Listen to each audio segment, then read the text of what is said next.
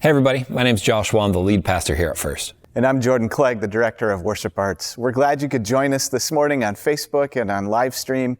We also want to remind you again that there's a liturgy on the church website, frcz.org, if it works better for you or your family to spend some time in private prayer today. That liturgy stands on its own, and it mimics what we're doing here this morning.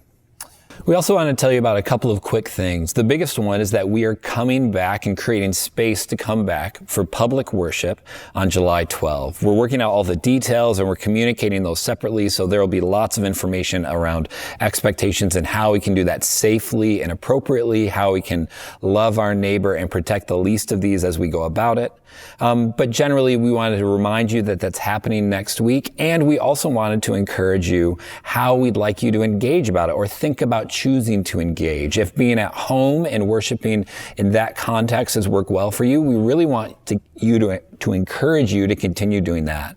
We would also think it's a great idea, and for many people this works better, is to get together with a small group of other people and worship in a house church format, very similar to what the early church did. You can gather and eat around meals, you can share, you can do it spread out. There's lots of ways you can do it, and we can gather and be the church in that way as well. If neither of those work and you want to come back, we're creating space to do that as well, and that's what will happen on the 12th.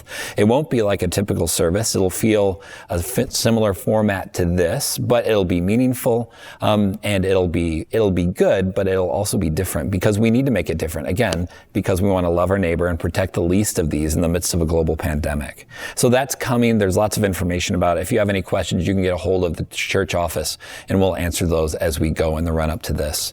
We also wanted to take time, as we do on every week, and just remind us, all of us collectively, that part of what it means to be a disciple is that we give with our time and our talents and our treasure, that we release and that we support the work of God amongst the people of God and amongst this world. And I just want to say thank you for doing that and encourage you as a disciple that we continue to be people who give and release that to which we would hold on to too tightly.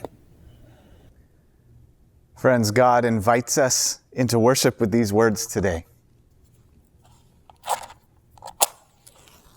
Our help is in the name of the Lord, who made heaven and earth. Let us worship God today.